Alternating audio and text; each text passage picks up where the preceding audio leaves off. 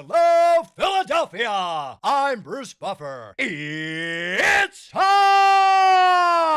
for the Anthony Gorgano Show! Well, good morning.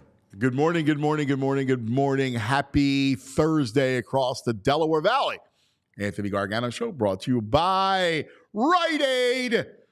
Get all of your goods, anything you need, your scripts and everything else at Rite Aid. Go to riteaid.com for the one nearest you. So, lots to get into today. We begin with Phillies worry. I got the text from one of our great fans, Tasty Cake Dom. And Tasty Cake Dom, bad, horrible loss, horrible. What's going on? Phillies lose yesterday. 5-4, ugly fashion, sloppy fashion, wildness, errors, just not good, crisp baseball. They have dropped 3 series in a row. After sweeping the Dodgers, they lost 2 or 3 to Oakland. And then you go on the road and you lose to Pittsburgh, Minnesota. And all of a sudden, there's worry when it comes to the Phillies. And my response is, listen, the trade deadline's coming up. Do they need another reliever? Yeah, I think you need an arm. I would love another bat. You know, Luis Robert hit a home run yesterday. So that was a nice sign, watching him take 1 yard. And you go, well, can you land them? I think your bullpen, I think you need to stock up for an arm. Those guys have been at it. But bullpens, like hitters, go through collective slumps. And right now, the bullpen's in a slump. You can see it. Like, sometimes it's catchy. It's like a cold. Like, you just are not right. And that's kind of what happens with a ball club. And they're still the same team that dominated the first half. Every one of these teams will go through some sort of funk once or twice during the season. Your best teams will go through that sort of funk. The Dodgers have gone through it. The Yankees have gone through it. I mean, you saw Garrett Cole last night get lit up by the Mets. Atlanta, obviously they've been decimated by injury, but they have gone through it. I mean, I hate to give you that's baseball, but that's baseball. And teams are going to go through some valleys. That stuff's going to happen. I'm not worried on the grand scheme of things. Again, when you look at them and you size them up, you say, all right, you know, you got to get Ranger back. You got to get the bullpen kind of in order, get them pitching well again. And that's kind of, you just got to get through the struggles that you're in now. And they will. They'll be ready come September. They'll be ready. And I'm not whistling through the graveyard. And that doesn't mean you shirk any kind of responsibility. The deadline, you got to get another arm. I think that's pretty clear that you protect yourself with an arm and you protect yourself with a right-handed bat in the outfield for Rojas. I think if you can make yourself better like that, I think that works. I think that's a key thing to do. So we'll get into that. We got our man Zach Berman checking in this morning from Eagles because it's day 2 of camp. Yesterday, Jalen spoke, Howie spoke, Nick spoke.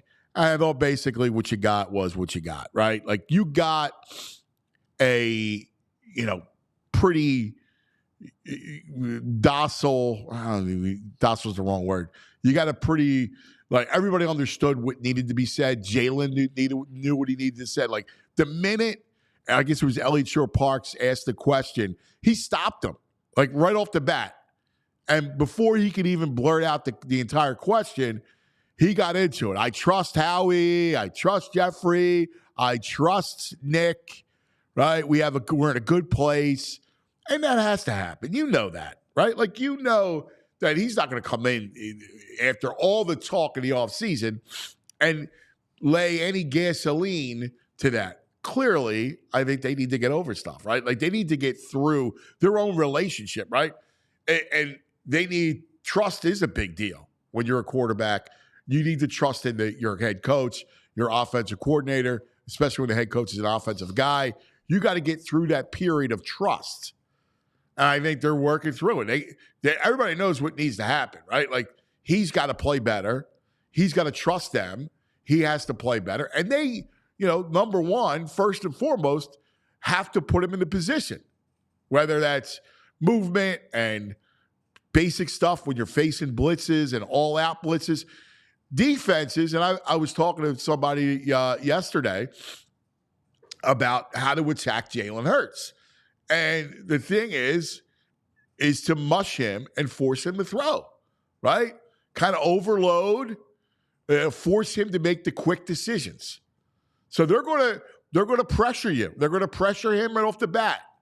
And he's going to have to make those decisions. They also need to have built-in safety valves, right? Like we talked about hot reads last year. Like that can't happen.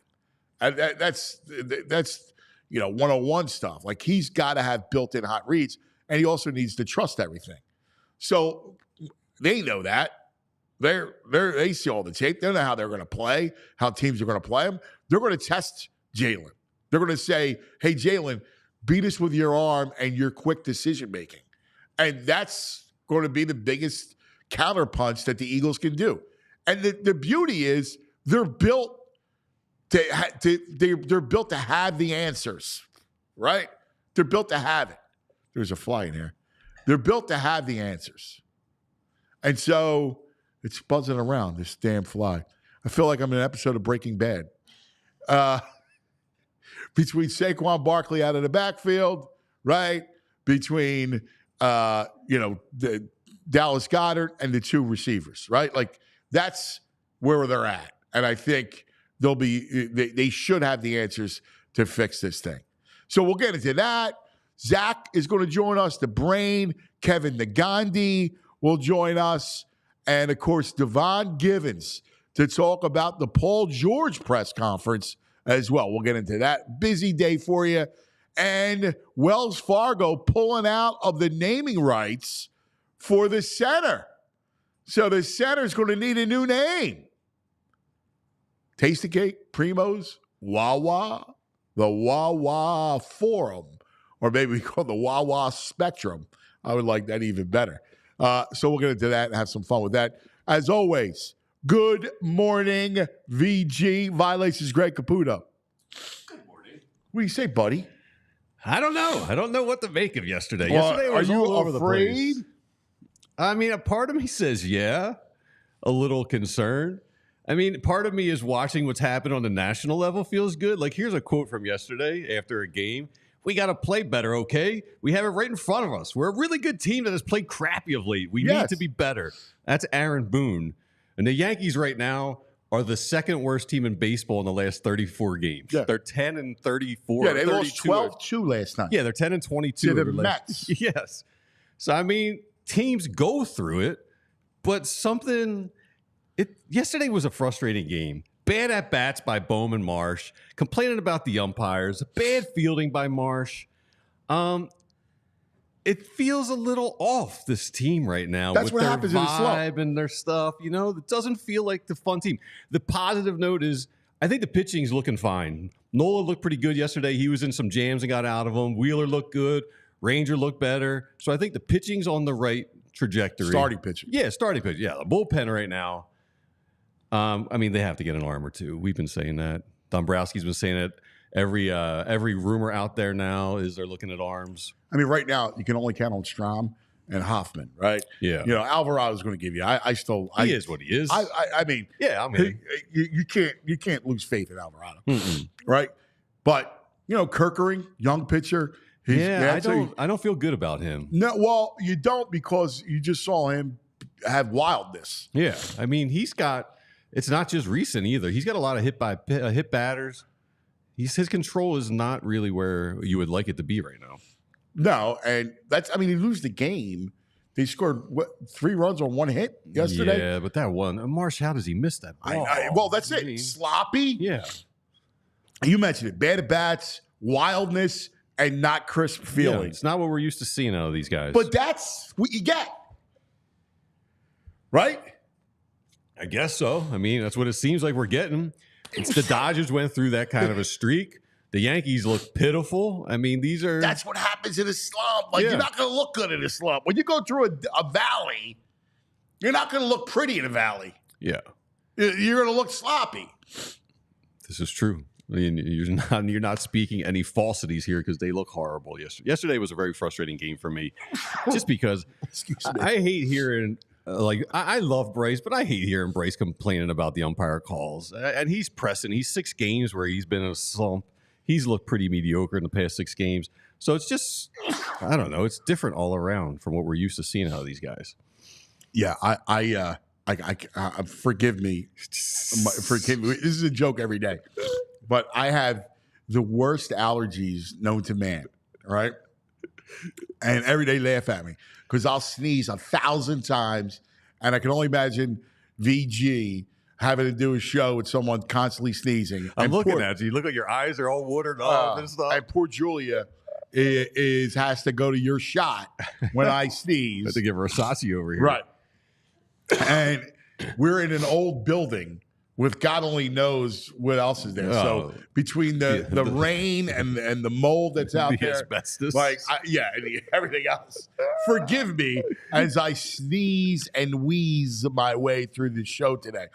But I can't. I don't worry about them because the only thing I worry long term is freaking baseball, man. Baseball. If you go in with slump at the wrong time, you'll lose. That's it. Like the 2011 Phillies, that doesn't mean they're not a great team. The 2011 Phillies, the shame is they were clearly the best team in baseball in 2011, and they should have won the World Series. And somehow they got past the Reds, the Cardinals, and Chris Carpenter in Game 5 and 1-0. They win the World Series. I believe that with all my heart. And this team should be in at least play the Dodgers. Like I totally see them in the NLCS against the Dodgers. Now, I don't know if something happens and they're just having an off week. That's the front. Larry Bowa said this to us, Bo Adames, a couple of weeks ago. Do you remember? Bo Adames was on the show and he said, listen, he said, the only thing that I'm afraid of is that off period when the division series starts, and then you go cold, and he goes, and that's something that you can't, like. Baseball's a game like you could practice, you could do live pitching, but it's not something that is easily simulated. I mean, yeah, Bowen knows more than I'll ever know.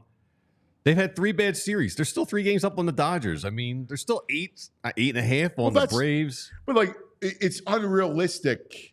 And this is what I told Taysom Gagnon, right? It's unrealistic to expect a team to go through a full season without any hiccups. And this is actually the time you would expect it because you're on such a high, you sweep the Dodgers, and then there's a letdown and an all-star break. The letdown's Oakland, the all-star break, and you come back. You're not as focused. It's human nature, right? Sometimes you're not going to be as focused. And that's how they've lost in the last 2 series. They've lost with focus. It's just weird how it takes over a whole group of the team at once, It's like I get people lose focus, but it's like a collective focus is just the energy is just off right now. And and again, that's it doesn't it happens to the collective. Yeah. Teams go through slumps, bullpens go through slumps, and this is where you're at. Yeah. And it'll be a moment, right? Well, they'll pull out a game. They'll be down, 5-3. And maybe it's against Cleveland this weekend, and maybe it's against the Yankees next week. And they'll come back, and all of a sudden, they'll be mobbing Castellanos at home plate, right? It's weird that he's the only one hot right now. It feels like. I just mentioned Nick, right? He's so yin and yang with the whole squad. It feels like. And Nick, 2-run double to win the game, 5-4, whatever the scenario is. Yeah. And they mob them. And the next thing you know, you get your mojo back. Yeah. Listen, it may not happen in the next 2 series. It may happen in 3 weeks. And I say this for people listening and for myself. I mean, they're still the best team in baseball by 3 games. They have 64 wins. The next closest is 61, the Dodgers and the Guardians. Right. I mean, so all the panic and nervousness I'm feeling, like they're still the best team in baseball. Listen, it's hard not to be reactive, right? Like this is, and look, Dombrowski knows it. Like he's a veteran GM. When you're a GM, you're a jockey, right? Like you have to ride your horse and understand the peaks and valleys of the race, and especially baseball because it's so long. All right, what do we really need? Do we need to go bigger at the deadline? Right. Or do we need to just make sure clearly you need an arm? And I don't know. I mean, again, Robert interests me. We went through the lineup yesterday with him in it. I mean, it's pretty formidable. Mm-hmm. Now, do you want to use your chip? And the other thing that we talk about, because people go, trade prospects, trade them. Well, the chat room now, everyone wants Mason Miller, pretty much at any cost. Yeah, I just don't think you're going to get Mason Miller without giving up prospects 1, 2, 3, and 4. Like they want to make it a huge deal. They're not going to do that. And it's so rare that those bullpen guys that throw like that are like consistent for like 3 or 4 years. No, without when you short throw that shelf hard, life. they Yeah. do, and that's why I have no issue with spending prospects. Right? Like I get it. Like you build your farm system up so you have chips to play. Yeah. Right. Well, you just got to make sure you get the right chip. Like you just don't go all in on one guy. Like you got to make sure it's like poker. You play the right hand. Sometimes you might have to pass on a hand before you go all in and trade those prospects. Yeah. Like is Luis Robert the guy that you want to go all in with? No. If I got to give up Crawford, okay, like I think about it. But anything else, Aiden Miller, I'm not doing it. No. I'm not with his. If he had a clean injury history, sure. He doesn't. Right. So that's kind of where we're at. Off day comes at a good spot. Kind of go at to try to reclaim your focus. You got the Indians or the Guardians coming in, and then you got the Yankees. So at home. Topper taking Jordan Foley in the chat room about Topper choosing to have Hoffman pitch in 8th against the bottom lineup. But Topper addressed that at the post-game interview, and he was like, it was matchups, lefty-righty matchups, and we knew they weren't going to pinch hit in the 9th inning, so we just went with the matchups that made sense. And I think that's just that's the way any manager, Tony La Russa would play it that way. Yeah, I think you have to. I think you have to do that. Yeah. All right, let's get to Eagles, all right? Because yesterday everybody spoke. It was day 1 of training camp. We'll talk to Zach Berman about it coming up in just a minute. You were in the lab last night. There's a great picture of you in the lab with a slice of Lorenzo's pizza that was bigger than your head. And that slice of pizza, and you got your phone, and you're watching the news conference of Jalen Hurts. And you're I was going over the transcript. Right. And you're trying to figure out, did Jalen really have Nick Sirianni's back? Yes. And I would say maybe. So I pick out some things here. Anytime you have frustrations, adversity, it tests you. I think if we were all on the same page, we would have accomplished the things that we didn't. That's kind of a dig, right? If we're all on the same page. If we were all on the same page last year, we would have accomplished some things. A little bit of a dig. And then he says, regarding this year, there's different roles in place. To be the team we want, everyone has to buy into their role and be fully committed to doing their part. And it feels like... So you think he's saying to Nick Sirianni... Know your role. Back off of the offense. Yes. And let Kellen Moore... There I am in the lab. There's VG in the lab. Look at that slice of Lorenzo's pizza. Are you kidding me? It's a well done, too. It's the only way to get the Lorenzo's on South Street. You got to get it well done. Yeah. Sometimes it's too floppy. And you got to... I agree. Yeah. They're quick because, listen, it's a great pie. Mm-hmm. But they want to churn them out. Yeah, $6 now for a slice. $6 for a slice? A pie, dude. $42 for a pie. I feel like an old guy, right? I lived off the South Street for 20 years. Yeah. And I would go in there all the time. And I guess the slices were like Back then, they were like $1.50, well, $2. $2. Yeah. It was like a $2 slice. Yeah. But it was so big. Yeah, you felt everybody else had a dollar slice, yes, right? Yeah. You had the $2 slice, but it was a double. Massive, right. It was like a 2.5 slice to one slice. Yeah. $6. $6 is too much. It's all too much these days. It's ridiculous. The whole thing. Yeah, but I think shaking us down. I think Jalen, when you dig in, he loves the new roles. Now he's saying if Nick buys into it, we're good. If he starts popping his head in this quarterback room, in this offense room, we're going to have an issue. Well, I would say to Jalen, listen, that's all well and good, but you got to take responsibility too. Yeah. Like, you got to button up. You got to be buttoned up. Yeah. And I mean, your mechanics need to be right. Sure. He can't blame that on anyone but himself. Yeah. Listen, I get it. And a little bit later on, we'll get to the specter of Belichick. Yeah. Who's some chatter still out there. It's like I look at Lincoln Financial Field, and if you look way up in the sky, right, there's Belichick's face just hovering over, like hovering over the link, right? Like with his new girlfriend, Nick. Yeah, he's posing for selfies above the link. Oh, that's hysterical. All right, let me tell you about Sleep Healthy PA. That's Dr. Andy. Dr. Andy Cohen, who is a dentist by trade, and he combats sleep apnea in a very unique way.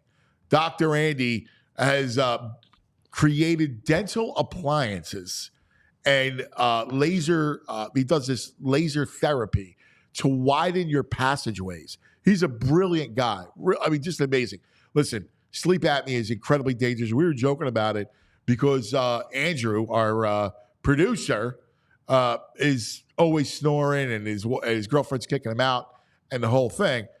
He's got that kind of effect. But all kidding aside, it's just awful for your health, the whole thing. You got to make sure you see Dr. Andy. Forget about, that'll help your relationship. Great. It'll help your health, which will help your relationship even more. All right. Make sure you see Dr. Andy. All right. Learn about his treatments. You don't have to worry about the CPAP. Ditch it. He's got you covered. He's going to get you restful sleep to help your body get into that REM state that regenerates and replenishes and heals yourself. So go see Dr. Andy, sleephealthypa.com. That's sleephealthypa.com, and tell him we sent you. VG? Oh, time to talk about a little TrueMark Financial Credit Union. I like these local credit unions. When you join a credit union like TrueMark Financial, you become a part owner, which means the profits come back to you. You're not just like a bunch of numbers on a giant ledger sheet on Wall Street or anything. Instead, the profits go right to the shareholders. You get better rates, you get lower fees, a better return on savings, way more flexible options, and you got all the same digital tools and tech to make your lives easier. Their apps and websites are just as good as the big banks. TrueMark has local roots, most importantly for me. They're headquartered in Fort Washington with 24 branches in the Philly area. They serve our community and our people right here at home. Becoming a member of a credit union has so many benefits over being a customer at a bank. It's a total no-brainer. If enough of us join up, maybe we get the TrueMark Center down in South Philly. I like the TrueMark Center. Yeah, head over to TrueMark.com/PHLY to learn more and to find a branch near you. That's TrueMark.com/PHLY. Federally insured by the NCIJA. NCUA, yeah. NCUA. I need my readers. Yeah. All right. Jules, do we have Zachariah? All right, because Zachariah is going to come in and we'll talk about this and kind of those two, Zach. Being on the same page. I do like that when you hear Nick, he seems to be on autopilot right now, where he's just going to coach people up. Fine. Just pop in the rooms and good job, boys. Good job, boys. Listen, I think you diminish him as a coach, man. I mean, my God. I think the guy's a bright guy. But all right, let's go straight up. It's our training camp report. We go live to the NovaCare facility. Our man on the scene, Zachariah Zach Berman. What do you say, Z-Berm? Hey, good morning. Thrilled to be here. So always, and we love you guys. Don't forget, 2 o'clock today, right, Zach? You and Bo. Yep, 2 o'clock. Every day throughout camp, throughout the season, 2 o'clock.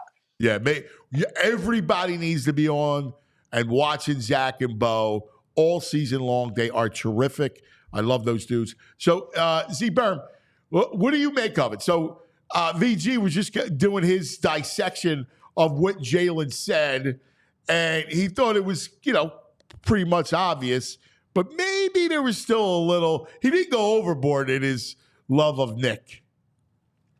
No, I thought it was interesting when Jalen said that if they were on the same page last year, it would have been different, right? He acknowledged they were not on the same page last year. That was kind of implicit in what he said there.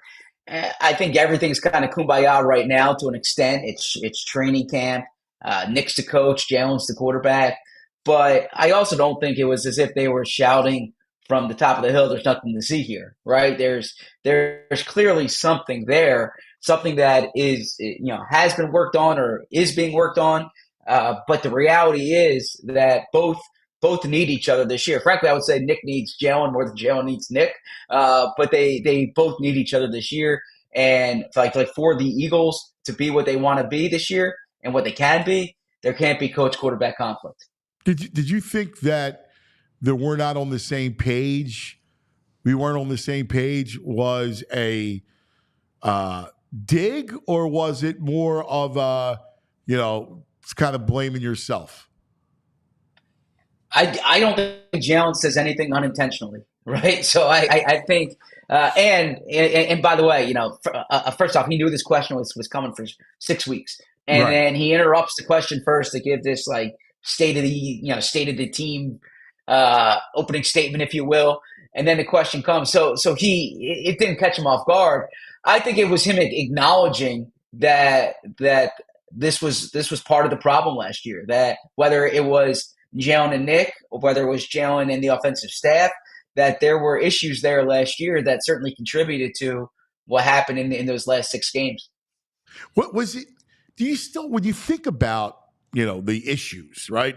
Is the issue still as simple as, Nick wanted to be more conservative and run the ball, and Jalen wanted to do more stuff down the field? I mean, what's the basis of the beef, right? Like, what's the biggest kernel that the disagreement was on? Is it over the belief of too conservative? I think it was kind of the lack of a counterpunch, right? That things weren't working. I would go back to the beginning of the season when they faced some of those unscouted looks, and there weren't enough answers. There certainly were not enough answers against the blitz. There weren't enough adjustments to what the defense was doing. So I can't tell you specifically what the issue was with Jalen and Nick. What I can tell you is that there were issues with the offense that were easy to see, but also behind the scenes, you knew they were there as well. Yeah, I guess I'm just trying to figure out what's Jalen Hurts' perfect offense look like? I'm curious about what he wants in an offense. What does he envision? Yeah, I asked him yesterday about him having a say in this, and he said that's exactly what he's working with Kellen Moore on now, and that he hasn't had continuity. He mentioned 10 different play callers in 8 years, and that he's kind of envious of the relationship that J.C. Kelsey had with Jeff Stoutland, having that type of symbiosis. Yeah. And I also think it's worth pointing out too that Jalen, he's wanted responsibility at the line of scrimmage. He's going to have responsibility at the line of scrimmage this year, more so than in the past. Without Kelsey, he says this is something he's wanted, but that with Kelsey, he's kind of deferred. There's going to be no deferring this year. This is Jalen's show. So he's walking up to the line of scrimmage. He surveys. He calls the protections. Yes. Yeah. I think that's the sense I get, and I'm expecting that to be the case, that this is Jalen's show at the line of scrimmage. And it was that way in Philly, from my understanding, up until Howard Mudd came in 2010. Wow, that's interesting, man. That's so interesting.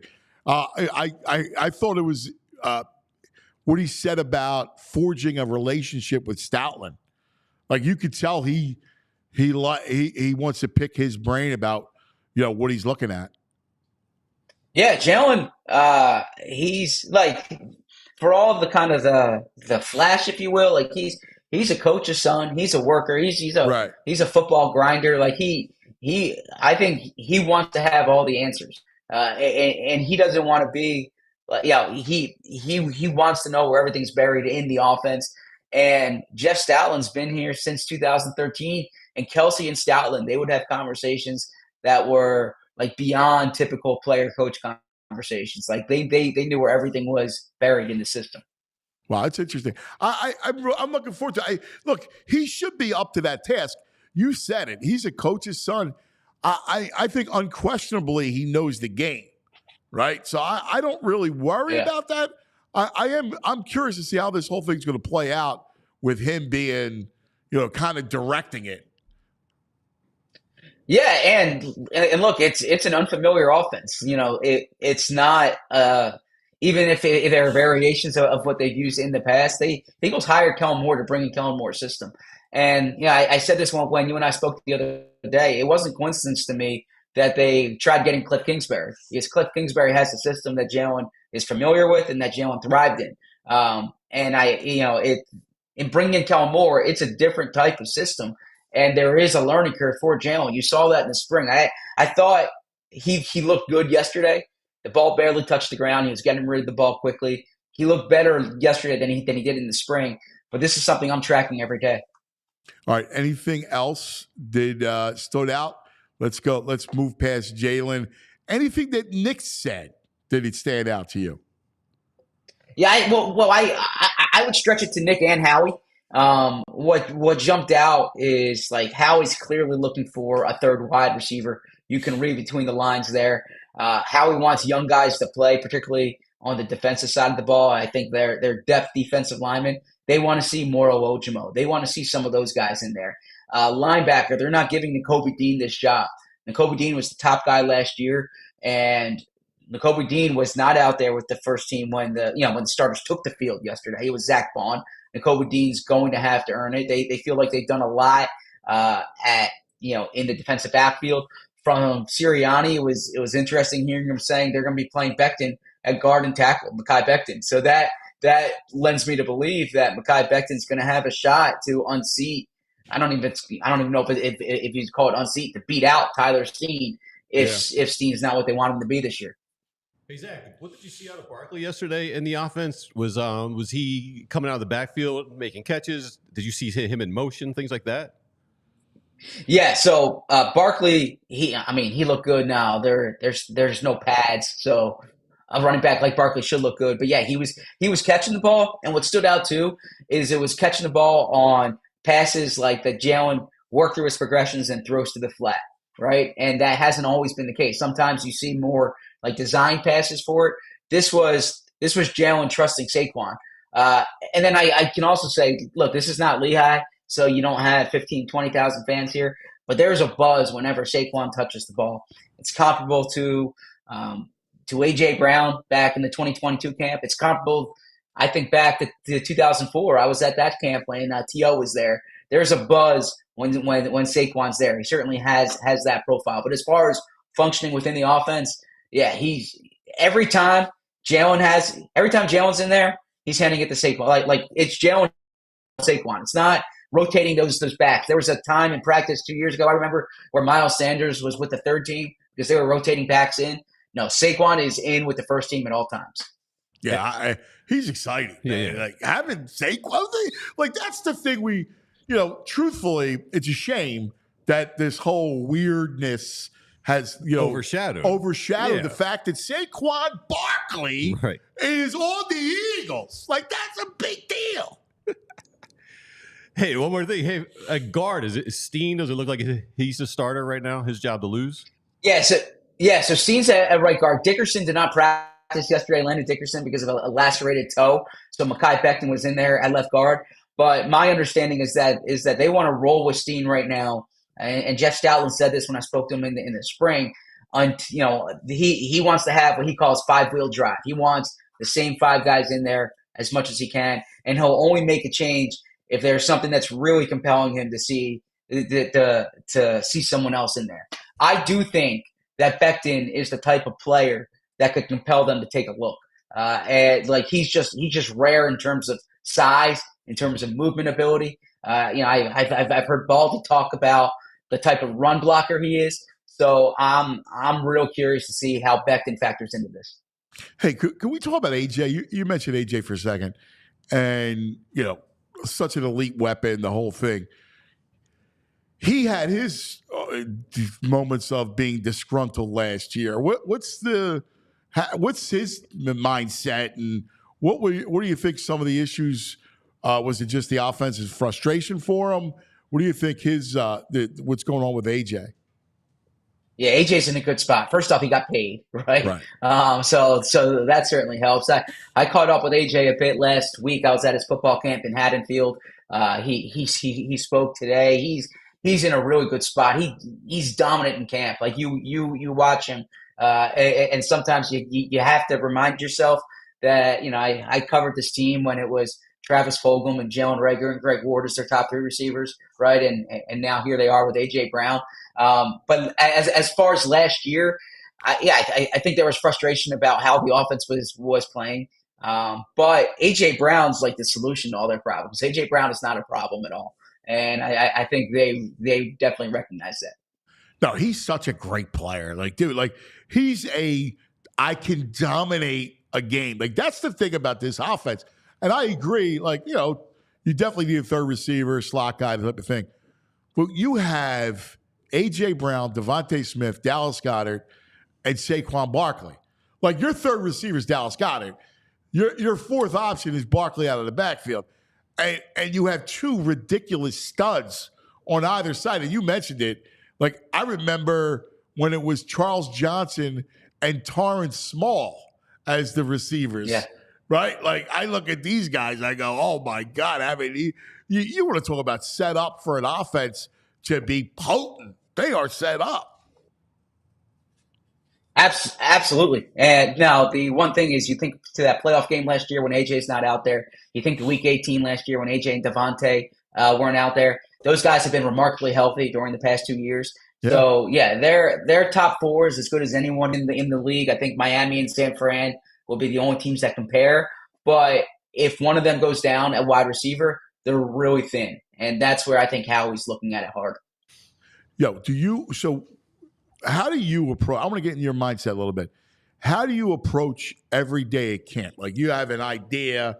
Obviously, there's the news of the day, but there's also an idea that you're formulating that you're curious about, that you have, probably 30 storylines with this team. Yeah. And, so what's today? Like, how do you approach today? Yeah, so today, so Vic Fangio is talking any minute here, and so you'll hear what Vic says. This is important. These first few days is your chance to kind of see, and hear from these people you haven't heard from in a while. Once you kind of get into the dog days of camp, what you're really paying attention to is obviously the position competitions, the rotations there, who's separating themselves. But as far as today, it's still like the big picture stuff because we haven't had a chance to see and talk to these guys in a few weeks. All right, you got to run. Go take care of some business. Fangio. I'm excited for Fangio. So that would be great. Absolutely. Looking forward to telling you guys what he says. Thanks for having me on. Good stuff. Thanks, Zach. There he is, Zachariah Z. Berm. Always hustling down there. Well, it's all that stuff going on. I'm interested in Fangio. Yeah. That'll be an interesting getting to know the defensive coordinator. Yeah, we always lean defense. I mean, at least you defense. And I. Listen, we love defense. Yeah. Like, you go back in the day, I can still rattle off. Like, you remember the defensive coordinators. You go back to like Bud Carson after Buddy Ryan, because Buddy Ryan was really the defensive coordinator. And then you had Bud Carson. Yeah. Right? Like, he had a couple great teams. He did. Yeah. Like, he was amazing. And of course, you fast forward to that great Jim Johnson, who was one of when I covered that team, like being around Jim, and he was your grandfather. Like, he was the guy that was gruff and, what are you doing? Get your head out of your ass. Like, he was that guy. But then he'd give you a wink, right? Like, And he gave me a nod. And then he would always curse like a sailor, right? Like always, he was that kind of dude. And like, yeah, like if he likes you, and I can only imagine because I remember Doc saying this stuff, but when he likes you, like he would light up. Like he would actually, like, like, hey, give me that. And like, you love that. Yeah. And then of course, he was in a bad mood. It was like, get out of his guys way. You really respect. You want their opinion, that you want them to like you. You want to impress them. They love you, but you still want to impress them. Yeah. Yeah. And then, so really, since Schwartzy? then. Well, you had Sean McDermott. Yeah. Right? Yeah. And it's a shame because I think Sean's a great coach. And he was just too young. And the way supplanting Jim was tough.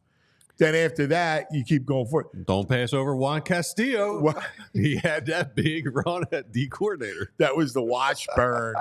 That was another camp. I remember I get up to Lehigh, and I'm talking with Andy, and we're watching the defensive line, and he looks up, he's like you like that? Like there was the wide nine. Yeah.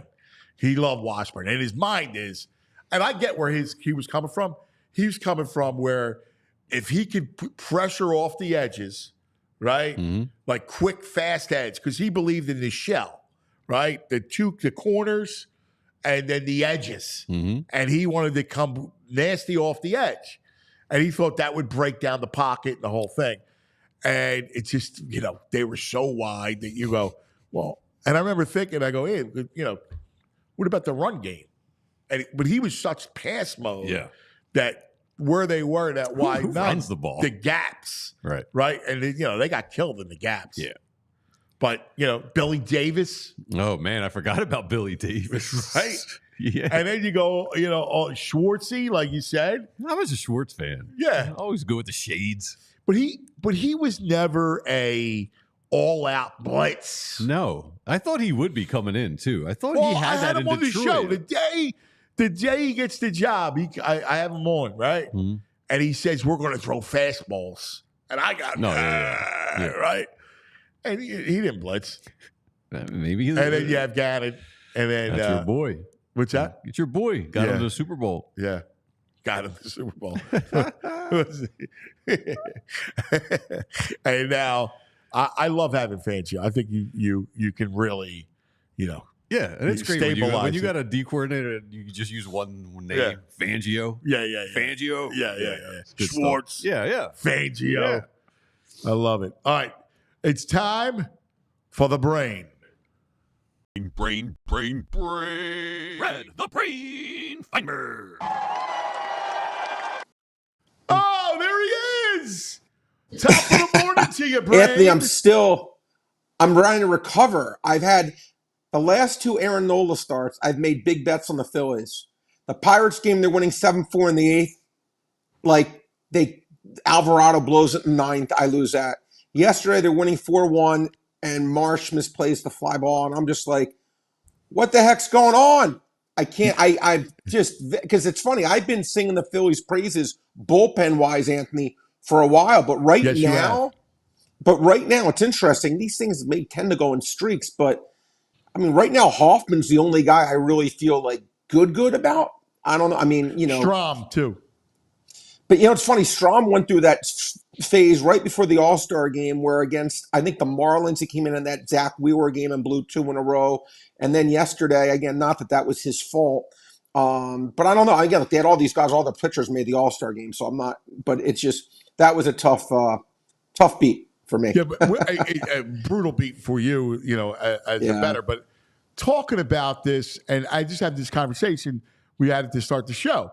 And you've been following this for a long time. You understand that these long seasons, you have a funk, a malaise.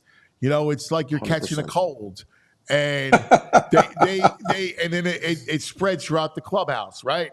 Like you have this incredible series against the Dodgers, and then the Oakland A's come in, who, by the way, all they do is rake. I mean, they don't lose. They don't lose. The last 3 weeks, they just hit home run. The Butler, Rooker and Butler, these guys, it's amazing.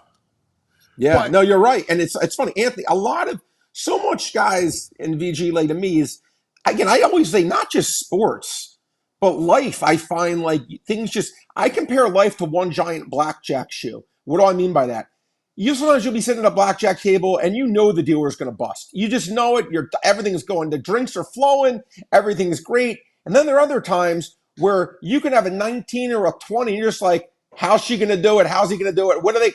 Is it going to go 6, 10, 5? Is it going to go 6, 8, 7? But you know you're going to lose the hand. It's just the way the shoe's been going. That's the way a lot of times, again, life can be like that. Sports betting can be like that. Sports just itself can be like that.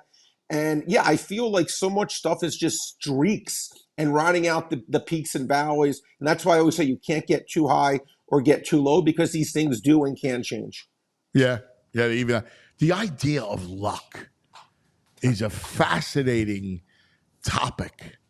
Like, It is. It's so mysterious because you're right. Teams, people, our own lives, like, and all that. Yeah. Like sometimes things you feel like you're touched by an angel, right? Like it's Well, such look, just look at thing. look what happened with Donald Trump. I mean, that doesn't let you know what you just said. Like the guy, guy has a shot and he turns his head. I mean, and if he didn't turn his head, I mean, by like a fraction of an inch.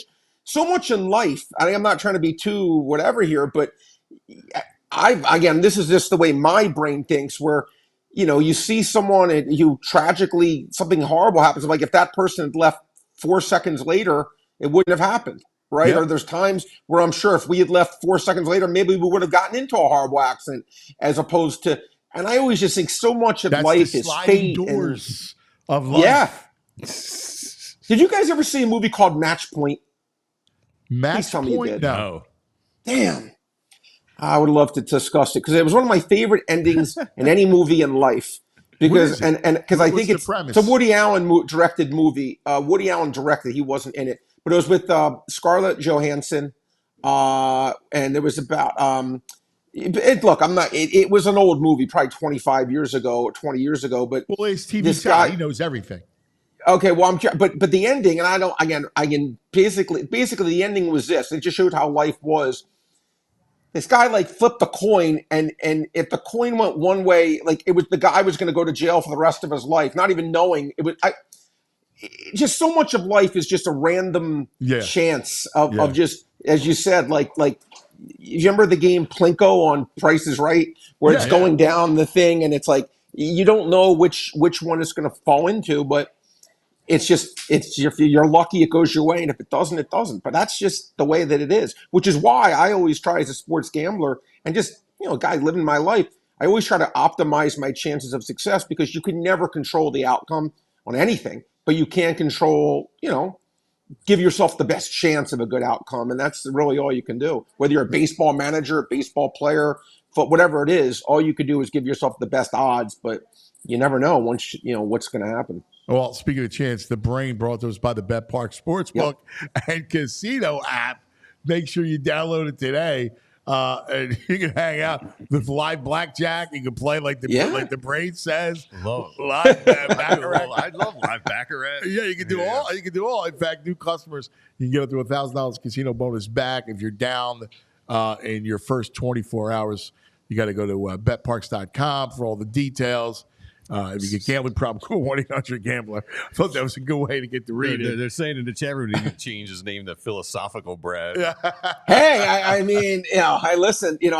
Me and Socrates. I don't know. I got to try to live up to the nickname.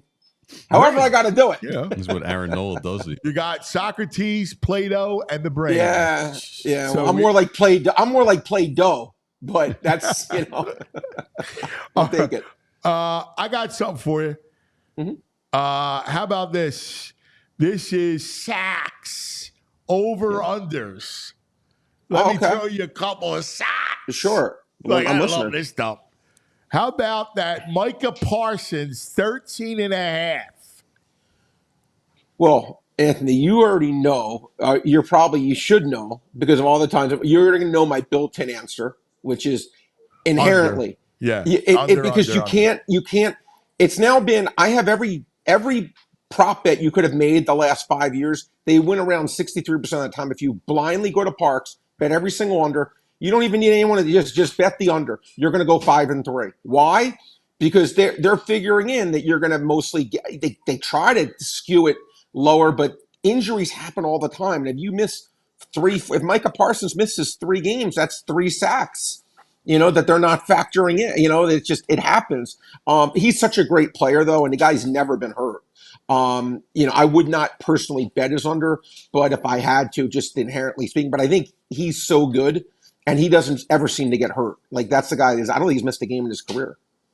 They have 2, this is interesting, interceptions. Do they have Hassan Reddick? Out of curious. Kenyon Mitchell, 2.5. Cooper DeJean, 1.5. Oh, it's low number. It's funny. When he was at Iowa, looked like he made, again, a lot of plays to me. He seemed like a true playmaker. Again, 1.5. It's certainly not a huge number. I'll say that. Again, the playing time, do you have a feel for it yet, Anthony? Yeah, I listen, I would go over those 2 because they're gonna wind up seeing you think they'll start? Time, Do you think how much do you think they'll get 50% plus of the snaps or no? Yeah, they're gonna play. Howie wants them to play. They're playing. Yeah. I take over both of them. Bryce Huff, 6.5 sacks. Now that seems low. Right? Now that one to me seems low. What do you have, a 10.5 last year? Yeah. Coming here with in theory, a good. Now again, the argument would be maybe he gets double teamed more here, but I would have made that closer to 8.5, at least 7.5. I think that actually seems a tick low. I really do. All right, let me give you another one. Hockey. This is awesome because we're all hockey, we're all flyered up, baby. The Flyers over/under for points in the regular season. Can you guess what it is? I will try, but I want to just say this. First, credit to you, Anthony. Last year, you texted me, you go, the Flyers can be better than they expect this year. And you're like, so I bet them over like 73.5 or what it was. Cashed easily because of one Anthony Gargano. So thank you for that. Giving you a thank you a year later. But anyway, but I would say the Flyers should probably going to be 87.5. Close. 89.5. Wow. Oh, wow. Fly guys, impressive. dude. Respect. Right? That's Respect. 89.5. Yeah. I go over. Over? 89.5. It's a healthy number, but you know what? They played last year. How many points did they have last year? They had 80 what? 80. I had it. I just 80, saw it. 80, 85. They had last season. They finished with 87. 87. Okay. So, if you think they had 87 last year, you would hope maybe just for a little bit of a, they're asking for like a 2% bump there in points. So it's not a huge ask theoretically. No, I could totally see that. All right, what do you got today for us? Where are you lining up? Well, I'm gonna go. It's funny. Taj Bradley, Tampa Bay Rays, become one of my favorite pitchers. Anthony, like him over 16.5 outs. Parks is the best number in the world, -127. He's done this 6 of his last 7 times. This guy has become, again, people maybe don't know his name that well. Right now, he's one of the best 10 pitchers in the American League, clearly, and he's been absolutely dominant. Toronto Blue Jays do not score runs right now. This is a team that has just been pretty poor. Taj Bradley said, has done it 6 of his last 7. I think he'll get his 6+ innings. I really do. I think that number should be at least 17.5 outs. And even 17.5 outs, I would have liked it as well, to be honest with you, because I think Taj Bradley gets 6 innings pitched tonight. And I'm going to give you Gavin Williams, pitcher for the Cleveland Guardians. I'm going to go under 5.5 strikeouts. He's 4-0 to the under this year, 14-6 in his career.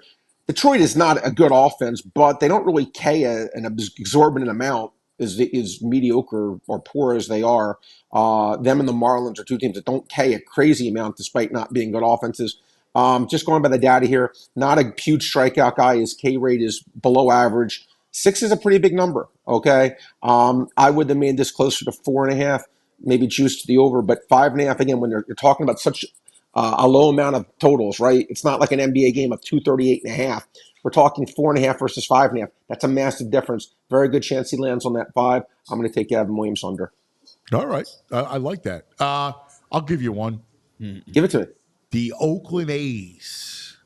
To win $1 million in a row?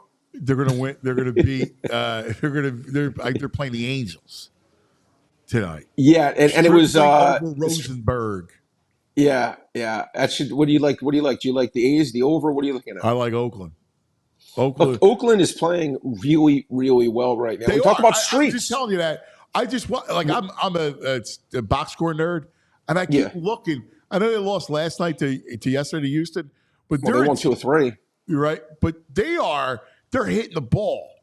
They are, and the Angels stink. They are the worst. But you know what, Anthony? It's kind of what you said, and that's why I love talking to you. Like right now, Oakland, look, they're not making the playoffs, but right now they're probably excited to get to the stadium. They're like, God, we're playing well. This is fun again. Right. Like we're actually playing well. We're scoring runs. It's fun. It's a good atmosphere, so to speak. And they're in one of those good blackjack shoes right now. So I absolutely would be on that side. That'd be an easy call for me. I agree with you 100%. And the Angels, as you said, they stink. They're just playing out the season, and they just got the news that Mike Trout is already, not that was going to. Right. They were still going to stink anyway, but that's just another nail in their coffin, so to speak, that their best player won't be returning at least, for a while. Yeah, I mean, I do something like you could look at their team total, I don't know what it is, but I would look at their team total because the way they're swinging the bats, and then probably 4.5. You got a young pitcher on the mound who's green, right? Not one of the best prospects, so you got to figure that. Anyway, hey, Brad, can I run one by something that jumped out at me with the Mets coming off the win against the Yankees series? I thought they might have a letdown. They're going up against Sale today, the Braves, and it looks like a thin line for Chris Sale at -120. So I was thinking about how about the Mets. I bet on the overnight line. I bet under 4.5 runs on the 5-inning line, but it's now 3.5, so I can't give that out. But listen, here's the thing about that game. Severino's pitched really well as of late. And VG, I got to tell you something. Do me a favor.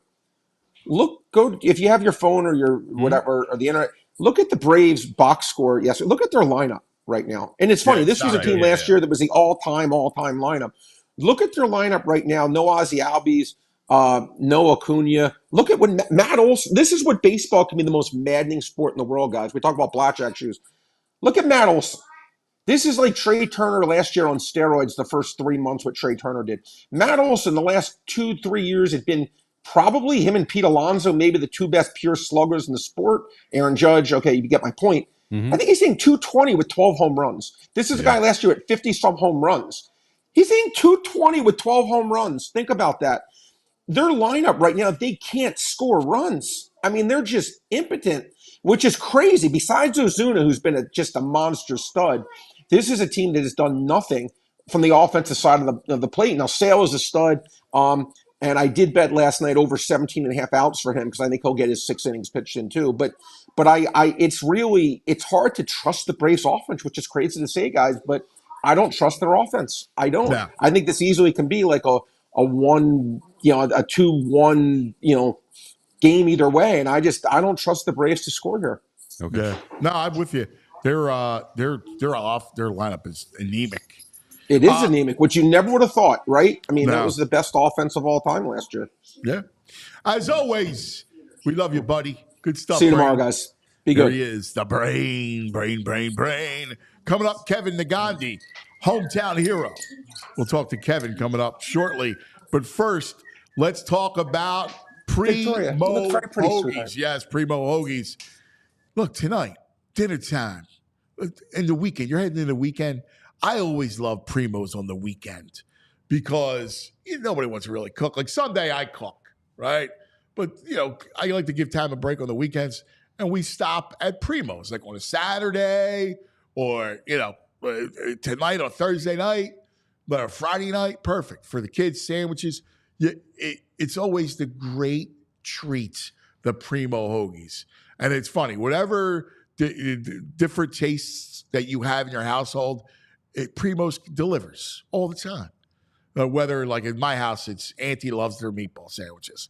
And in fact, Big Nick, who started the Primo franchise from South Philly years and years ago, it took him almost 18 months to perfect the perfect meatball recipe. So that meatball sandwich is made with love.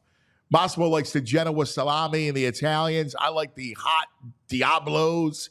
My wife, Tamara, loves the tuna or the veggie, right? That's kind of how it rolls. Do yourself a favor tonight. Don't cook. Make it a primo night. PrimoHoagies.com. Find the location nearest you. Tuesday, we'll be at the Primos in Woolwich. Looking forward to that. Having some fun. Primo Hoagies, the best treat. You'll say what I always say. It's not just a hoagie. It's a Primo. Yes, and also let's talk about Indeed. We're driven by the search for better. When it comes to hiring, the best way to search for a candidate isn't to search at all, right? Don't search. Match with Indeed. If you need to hire, you need Indeed. Indeed is your matching and hiring platform. Over 350 million global monthly visitors, according to Indeed data, and matching engine that helps you find the quality, right? Quality candidates fast. That's what you need. Ditch the busy work. Use Indeed for scheduling, screening, messaging, so you can connect with all the candidates faster. And Indeed doesn't just help you hire faster. 93% of employers agree Indeed delivers the highest quality of matches compared to other job sites, according to a recent Indeed survey. Do yourself a favor, all right? You got to leverage it. They're terrific.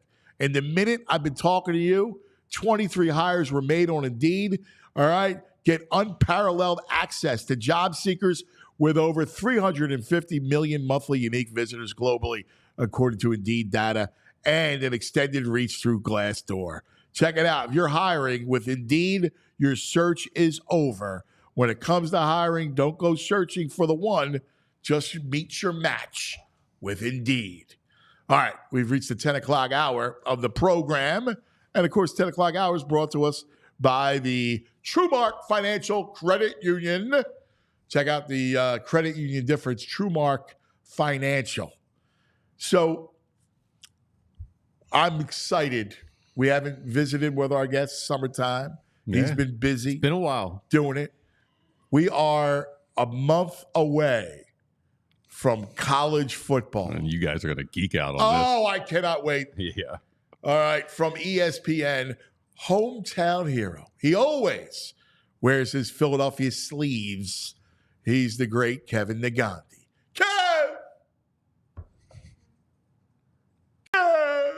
Nice. Can you see me?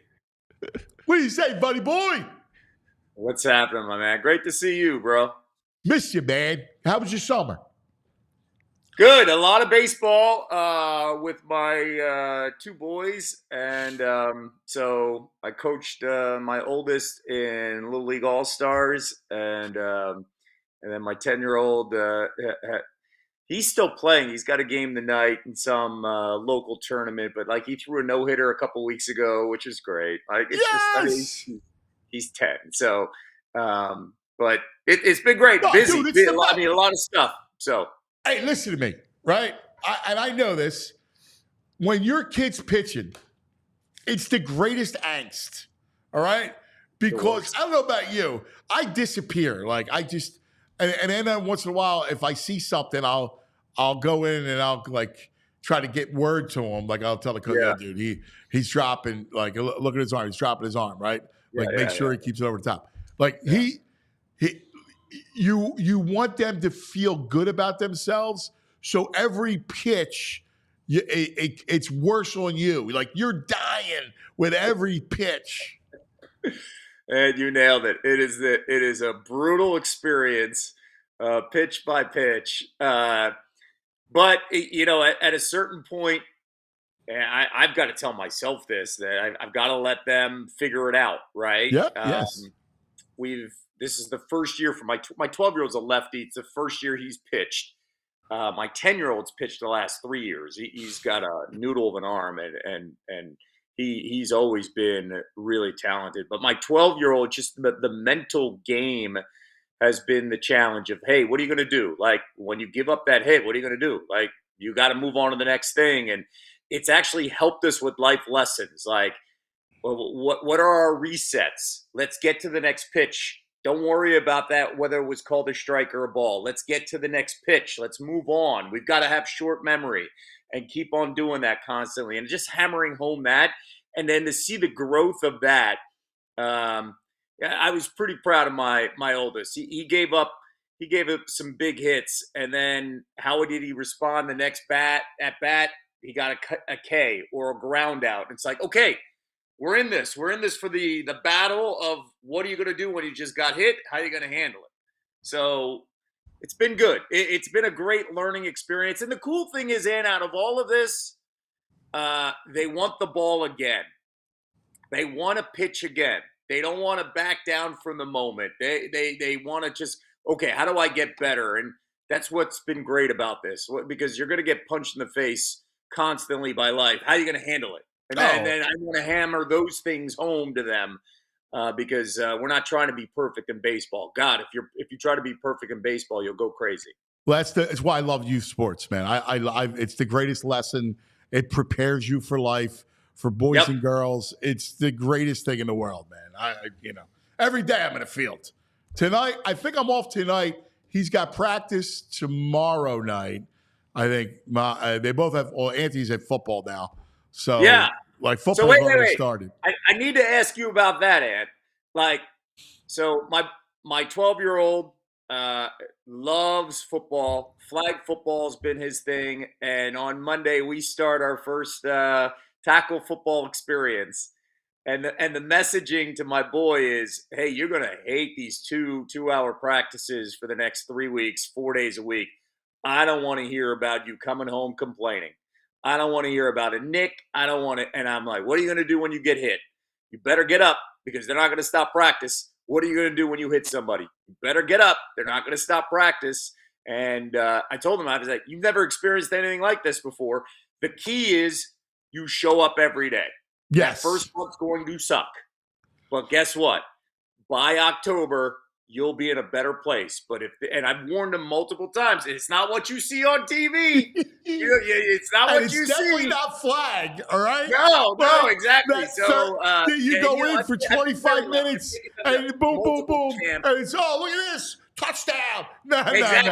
Yeah. And I was like, it's none of that, man. When you get punched in the face, you better have a plan. Yes. And what's your advice? I mean, is that the same approach that you had when your boys? Because I played football when I was little, 7 to 14 tackle, and no one told me. It was just like, hey, man, rub some dirt on it and get up and go. Right? Yeah. No. And it's interesting because both boys play, and Anthony's been playing for a while now. He's going to be playing high school. He'll be playing freshman ball at St. Augustine. So he's been in camp since June. Like they've been at it. I told him like the same thing that you did, that listen, it's not fun, but you're gonna love it. Like you're gonna love the feel of it. If I recommend football for all kids, and this is why. My Anthony went from rounded shoulders in 5th grade, like he was just a little cutesy, soft kid, right? And then as he started, doing football, his shoulders started to, just go back, and he held himself. And he was like, it's the greatest reward for them because you go through camp, right? You go through practice, you go through a season. And, it became an identity for him where people go like, which sport? And he played basketball and he played baseball. He's like, I'm a football player. And now Massimo's a little different because Massimo is more of a skill athlete, and so but he loves it too. Like it's not fun. But, Anthony played the line. He was played right tackle and played D tackle, and now he's playing linebacker and tight end because he had a growth spurt, and he loves it. Like I'm telling you, I think it's great that they're going to play. I can't wait. I literally can't. I cannot wait. And my boy's playing with 8th graders. He's in 7th grade. And I said, the advantage you got is speed. I was like, so we got to take advantage of that. You want to play wide receiver? You got incredible hands. You want to play defensive back? You got instinct, speed. I said, but guess what? There's going to be a kid that's 50 pounds heavier than you in 8th grade whose parents held him back a year, and he's actually 14. You've never been hit by somebody who's 130, 140 pounds. And I was like, that's a wall. Yeah. And I was like, but what are you going to do? You got to get back up. Yeah, and you got to get back to the huddle, and you got to figure it out, and we got to do it again. So I can't That's wait. The toughest thing for you is when they get hit. Like, That's as dad, you still Man. see them as babies. So The toughest thing for me will not when he gets hit. It's making sure my wife doesn't run out on the field. That's going to be the toughest thing. Miss SEC, she's a big Florida Gator, all that. It's going to make sure, like, hey, he's got it. He's got it. He'll be fine. Don't go out there. You'll make it even worse because he'll get hit even harder from another boy. That's right. Good. He's going to be good. We have to trust this whole thing. So that'll be really interesting. Amen, brother. Let's get to it. Let's get. We got a lot to cover. Eagles camp. All right. Yeah. Give me your mindset. Obviously the first part of camp was all about the relationship with Jalen and Nick. So where are you at Birds beginning camp? I'm curious. That's all I am. I'm curious. That's the word for me for training camp because after the way things closed out last year, I'm tempering my emotions and expectations, but at the same time, they're good enough to win it all. It's a question of can they put it together, and I'm curious to see how everybody responds once they hit some adversity. It's easy to say all the right things in camp, but as we saw, adversity last year was not handled really well by the head coach, wasn't handled really well by the locker room. So I'm more curious of what are we going to do when things are not going well, potentially, and there's a 2-game losing streak. How are they going to handle it? And how are they going to handle the decision-making on the sidelines? Where are our emotions? Are our emotions here the whole time, whether we win or whether we lose? Or are they going to be up here, down here, and all over the place? And that does not benefit anybody who's the head coach in the NFL. You need to be here. There's a little bit of a bump, which is cool, but you can't go from here to here and then have no answer when things hit the fan, right? So I'm very curious about how the players respond to Sirianni, how they respond to, I think, really quality coaching from the coordinators, and then a little bit of adversity. And where's the quarterback's knee? How does he feel with the knee? How do they, handle Saquon? Do they forget about it? Do they fall in love with the pass and forget that you've got a special running back in the backfield? How many catches does he get out of the backfield consistently in a game? 5 to 6 attempts. If you're going to treat him like Christian McCaffrey, it's got to be somewhere closer to 10. I'm not saying it's 10, but it's got to be close to 10 targets, right, to get him some touches out of the backfield. So there's a lot of curiosity. I'm curious about the other thing, too, here. They invested so much over the last 3 years, youth-wise, on some major holes. Defensive line, offensive line, replacing some legends, and also cornerback. How does this youth over the last 3 years, especially the Georgia guys, how do they step up and fulfill the promise that they have consistently? Because a lot's going to be on 98. A lot's going to be on 90. Can they play all season and give us consistent defensive push? And then does that open the door to, the cornerbacks that they've invested in? Yeah, it's interesting. It sounds like you're a little dubious with Sirianni. So meet VG, Violations Greg, who loves you. What's up, Kev? Big fan. Great shirt today, by the way, the Attaboy shirt. I appreciate that. Yeah, thank you. So VG's very skeptical of Sirianni. It sounds like you might share that. I do.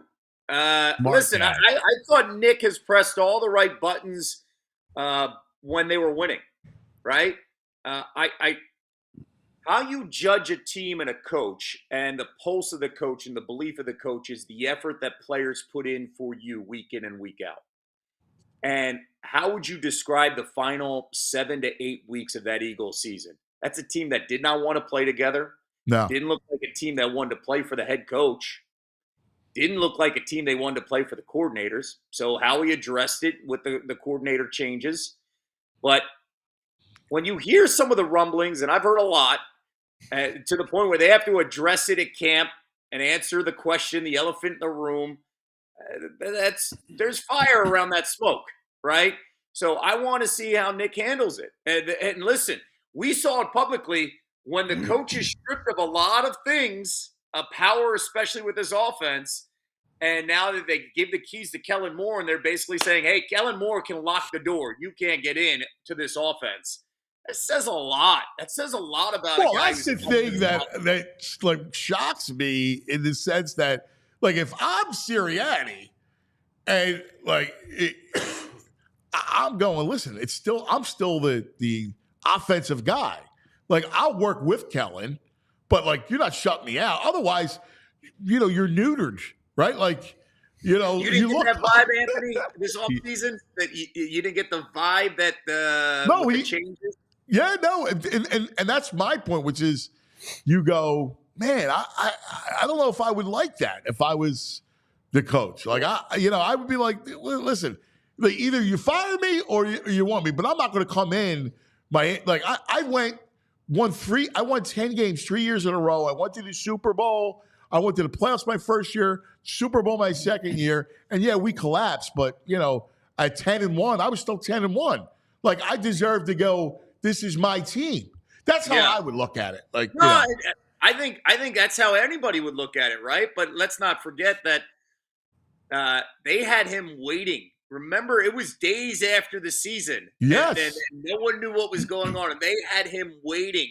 We don't know what we're going to do. We haven't decided yet. It felt like forever. It did. There was some messaging being sent that, hey, you're going to do it our way from the owner and the GM. And this is how we're going to – if you want to still be the head coach in title, you're going to do it our way.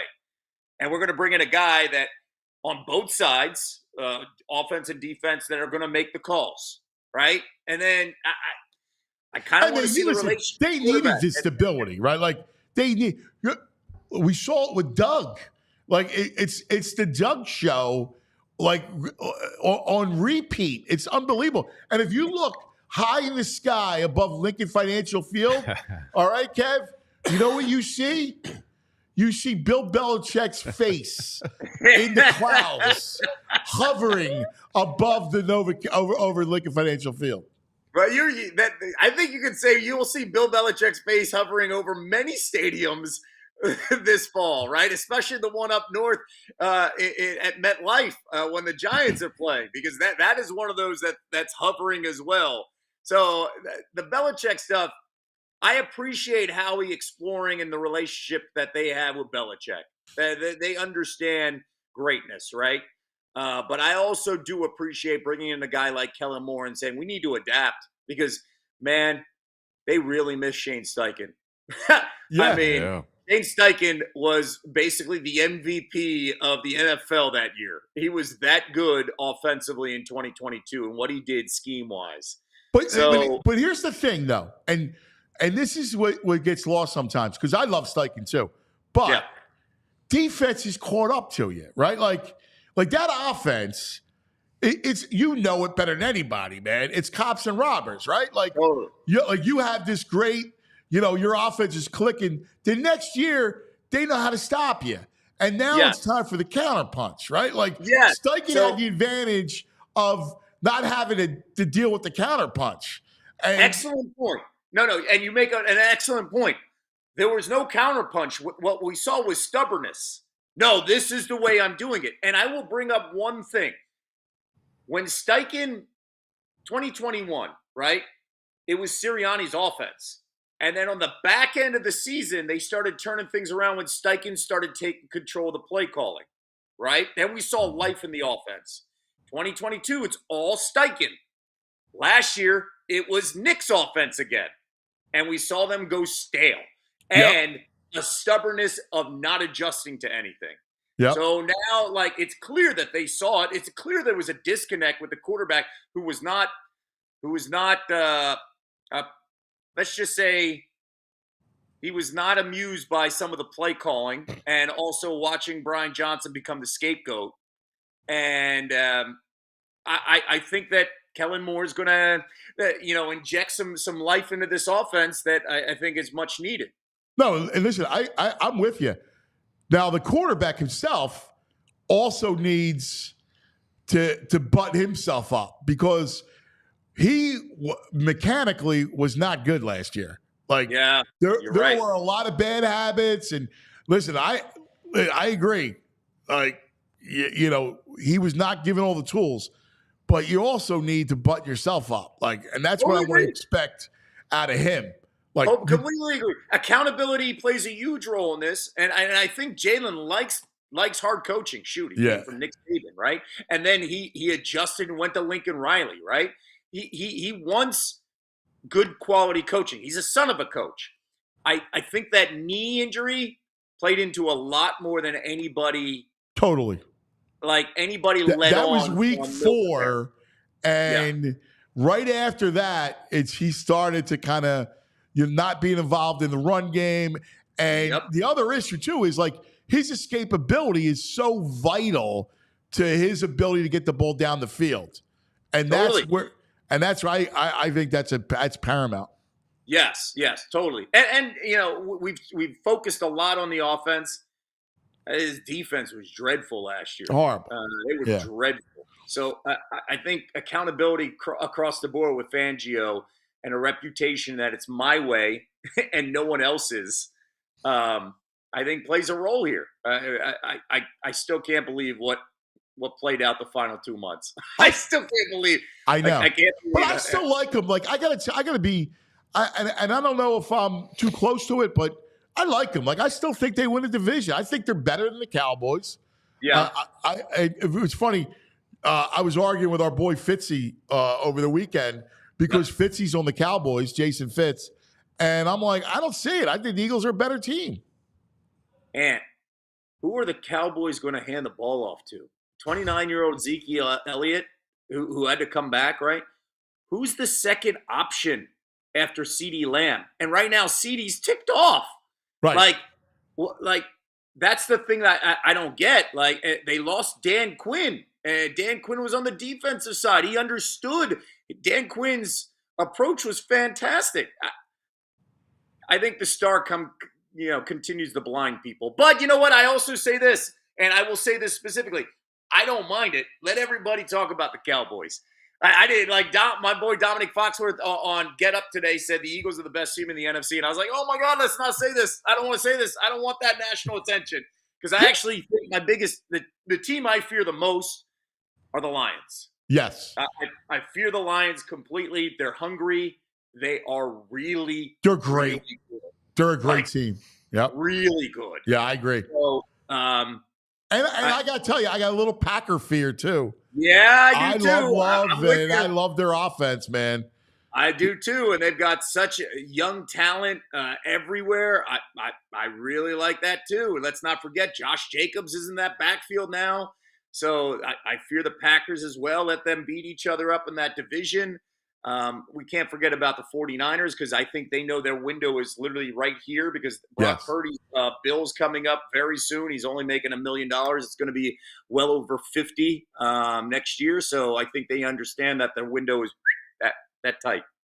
Hey, a month from now, college football, baby. This is your time.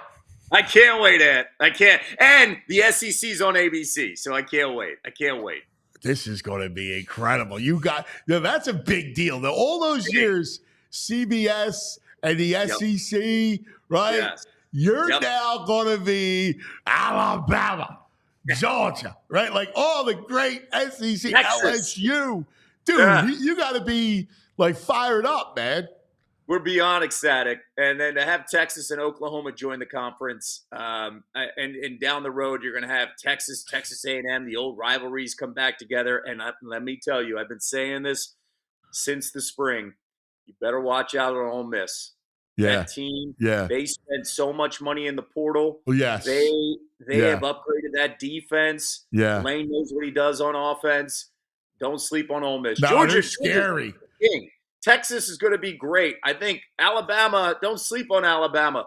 But Ole Miss, man, is coming. Ole Miss is nasty. They finally got a defense. The days of the portal. The sport is awesome right now because you could build – and then the playoffs. Like, it's going to be I love it. I was funny. I was talking to Matty Rule and our boy Sean Patton from Nebraska. And great, Penn State has a big Saturday, a big outing down the shore. Like, they're going to be good. It's going to be a fun season, man. And for Penn State fans, and I know the feeling over the last, 10, 15 years is, we're going to have 2 losses, Ohio State and Michigan. It drives us crazy. You still have hope. You still have hope to make the playoff. You still have hope to get in. You've got a ton of talent. I mean, we all know James can recruit his tail off, and they could bring in a ton of talent. So don't sleep on a team like Penn State. But when we talk about the Big Ten, I can't believe we're mentioning this team considering the realignment, but Oregon, man, is loaded. Oregon is loaded. And Ohio State has to go to Oregon in October. Ohio State is loaded. The window right now for Ryan Day is now. So I think it's just going to be really, really a hell of a lot of fun. A hell of a lot of fun this year. Yeah, it's going to be awesome, man. BG's just like shaking his head. I love it. I mean, I dip my toes in college football, but you guys are bonkers about it. It's the best. Yeah, like it is. It's awesome. Like it is. And it's going to a place exactly where I want it to be, which is, you're gonna be 2 super conference at some point. Yep. You're gonna be playoffs. Schools are gonna be hosting playoff games. Like, can't wait. Oh can't my wait. God! Like the idea of in the first round, Notre Dame, no matter what, they have to, because as an independent, they don't get a bye. That's part of the rules. Notre Dame's going to host. They're good enough to. I think Marcus Freeman's got a phenomenal team. And you got Riley Leonard there at quarterback from Duke. The idea that Notre Dame in December will be able to host a playoff game, that's pretty freaking amazing. Like, it's like, to me, it's like Notre Dame. Penn State could potentially host a playoff game. The snow, and you got a South team that's got to come there, or a West Coast team that's got to travel. Or then, Penn State's got to go to Ole Miss or something. Like, all those scenarios that we thought, no, they'll never change. It's amazing that we're going to potentially entertain these conversations. Are the kids in on the college football 25? Hell yeah! Yes, Yeah. they're locked in. Right behind me is we got a PS5. Every day I come home, they're telling me who they got recruited, where they're at, what they're doing. All these teams they've got locked in. So they're living my childhood when I was a young kid, just basically staying in my dorm room and not coming out and playing nonstop. So it's pretty cool to see that, transferred over to them, and then I can get the recruiting with them. And the other cool thing is, listen, my job requires me to do a lot of things all over the place. To have the opportunity to take my kids to North Carolina to see Mac Brown last year and hang out with Drake May, to be with Matt Rule at Nebraska. We're going to be at Texas this summer. Wow. To be at these places, and they get to, meet some of these guys and then watch them on TV and understand that, okay, this is what I got to do. That I'm really lucky that I could share that experience with them. All right. I love you. Next week, we start the Kevin Negandhi top 25, or at least we'll go top 10. All Let's right, go. Every week. Wait, I got to ask him one question. Let me just tell you about Bet Parks real quick, because Bet Parks has you covered, all right? And so does Parks Casino in Ben Salem. TGIF weekend. Plenty of action and excitement at Parks Casino, the #1 casino in Pennsylvania. This is how you win summer happy hour at the Liberty Bell Garden. The beer garden is amazing. Seating inside and outside. Live entertainment at the 360 Lounge. Dine in at one of the award-winning restaurants, the Parks Grill Steakhouse, the Liberty Bell Gastropub, delicious sushi, hand rolls at Bamboo Noodle House, 3,200 state-of-the-art slots, 115 live table games. You name it, Parks Casino. This is how you win. You got to be 21. Gambling problem, call 1-800-GAMBLER. All right, Kevin, you issued a concern about a month and a half ago on this show about the Phillies. Yeah. And it was backup catcher, and Stubby answered. He came through, said challenge accepted, and they're still in first place by 8.5 games. They're still the best team in baseball. Yeah. Now that we've answered that question for you, what is your next concern with this Philly squad? I think it's been like hanging over, and it's a good question, especially this week with the deadline fast approaching. This slump is a perfect time for this team right now. Everybody's going to go through a slump in 162 games, right? So the slump now is a perfect time. The slump, first off, Brandon Marsh should have made that catch out in left center. That crushed us, lost the game yesterday. Should have made that catch, that 2-run double. change the entire complex of the game. And then they need another frontline closer. So they need outfield help, and they need a frontline closer. I understand that, we feel good about the 4 guys and Hoffman and all that stuff, but I don't have the confidence in Alvarado. Dominguez, Kirkling, he's got so much talent. You can't just hang your hat on this stuff. If you have a team that's going to be built to win it all, you better make a move and find a frontline closer and to pair up with Hoffman. And so right now, the 2 biggest weaknesses: outfield help, somebody that can actually help them when it comes to batting. Yeah. And I really, really believe that they better find a reliable closer, because it's going to be an awful experience in October when they're going to have this. And we're going to go through everything we went through last year with Kimbrel, and it'll be a disaster all over again, especially with the hype that we have. All right. Last thing. We didn't talk about any Paul George. Yeah. Are you going to play the song? Are you excited? I'm excited. I'm excited. You're not playing the song, but you're excited. It's better than curious. Don't play the song. Don't play the song. But I will say this, because the reason why we're not playing the song is it's July. We're going to play the song. We're going to play the song a lot in March and April and in May. I want to pray that we play the song in June. The one thing I will add about the Sixers offseason, had to get Paul George, had the money. He's the number 1 free agent. Fits it perfectly. Daryl Morey has done an incredible job of filling the rest of the roster with veterans who are not afraid to miss shots in the postseason. Yes. And when I say that, they have multiple guys that have had the experience, that understand the moment, and whether they meet the moment or not is another thing. But they're not going to be afraid of the moment. And I thought Daryl has hit a home run understanding and assembling this team of guys around, because you win in the postseason, stars step up, but you win in the postseason with your 3rd, 4th, and 5th guys doing their job. And we haven't had 3rd, 4th, and 5th guys do their job. We now have potentially a 3rd option in Paul George, because he's not the first 2. And then the 4th and 5th options, we have multiple ones. And I love that. I love the Oubre. I love the Martin signing. I think Caleb Martin matched up against the Celtics is a big, big deal. Look what he has done in the past in the postseason. Yep. That plays a huge role here. And I bring it back to one thing, the recent thing.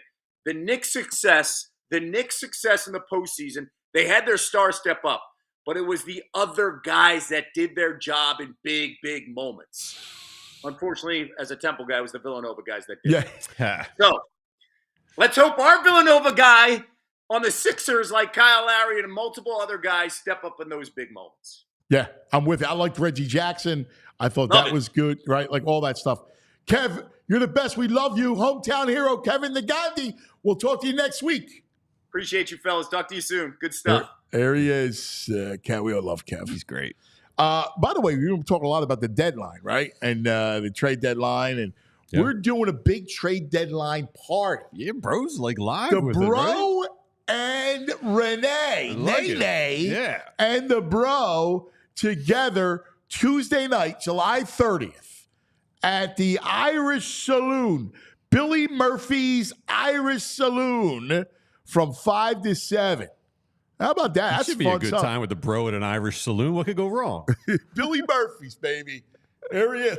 Look at that picture. Great. Look at Nene. Look at Nene's like, look at a lunatic she's with. To this goofball. He's the great. We love him. Love him to death. All right. Bro showed up like 3 hours early to work to play a dynasty league of college football with Tulane yesterday. I know. It's the greatest. Massimo has been after me. Can we get it? I'm like, yeah, you can get it. Yeah, I found out I got to upgrade. I got the old PlayStation 4. It's not available. I got to upgrade my system. Oh, really? Yeah, I got to go buy the new system just to play this game now. See, now you got to do it. All right. So we've been talking a lot, obviously, Birds because of training camp, Phillies, all right, Flyers. We had Danny Briere on yesterday to talk Mishkov. You know, there was a press conference that wasn't Howie, that wasn't Nick, that wasn't Jalen. It was Paul George. Mm-hmm. And he flat out aced it. Killed it. Killed the press conference. Said everything conference. you'd want to hear. So I had to get my man on. All right, because I haven't talked to him since Vegas. He is my main man. I love him to death. The great Devon Givens, all PHLY Sixers. And I got to tell you, Paul George said everything right, brother.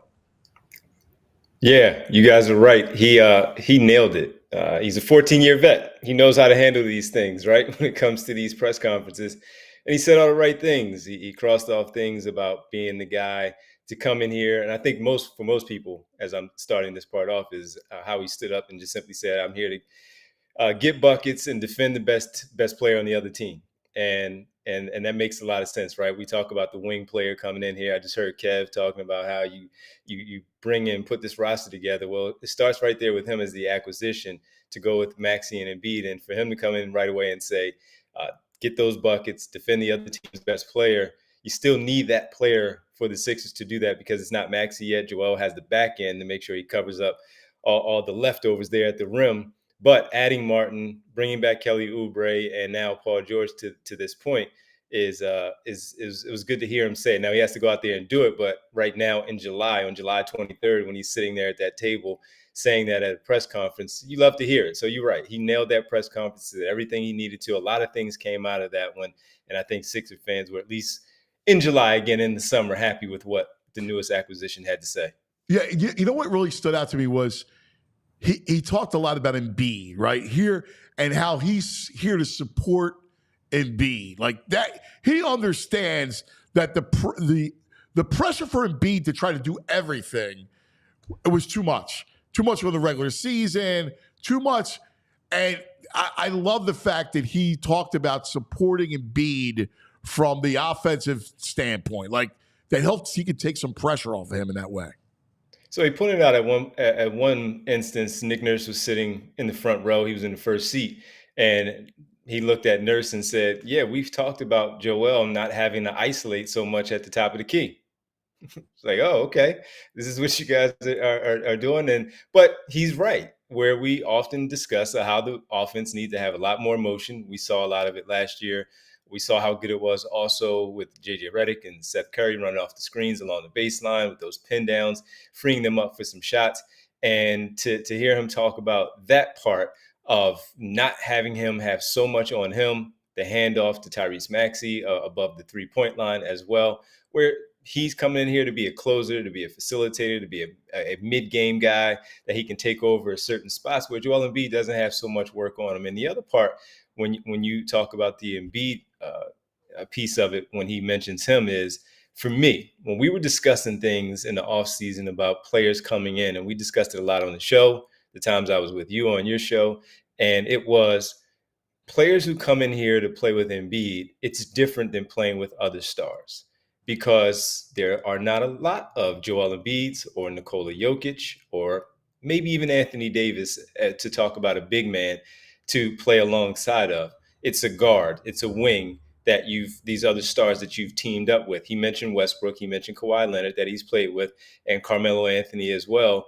And with all due respect to Roy Hibbert in his prime when they were in Indiana together, he's neither Nikola Jokic or Joel Embiid. So I always talked about it because how much are they going to have to adjust, or how much is their life going to be a little bit easier playing with a big man like Embiid, who's going to demand so much attention on his double teams. Sometimes he gets those triple teams. And even when they don't triple team him, they're cheating a little bit. They're hedging a little bit to try to sneak over to see if they can get him to pick up the dribble or throw the ball before he wants to. Now you have someone opposite Maxey and Embiid that's going to be Paul George that is probably going to be singled up a lot of times. And I'm going to take that win for him against whatever defender it may be when that does in fact happen. So it was good to hear that, not just because we were talking about it ahead of time, but because it's right.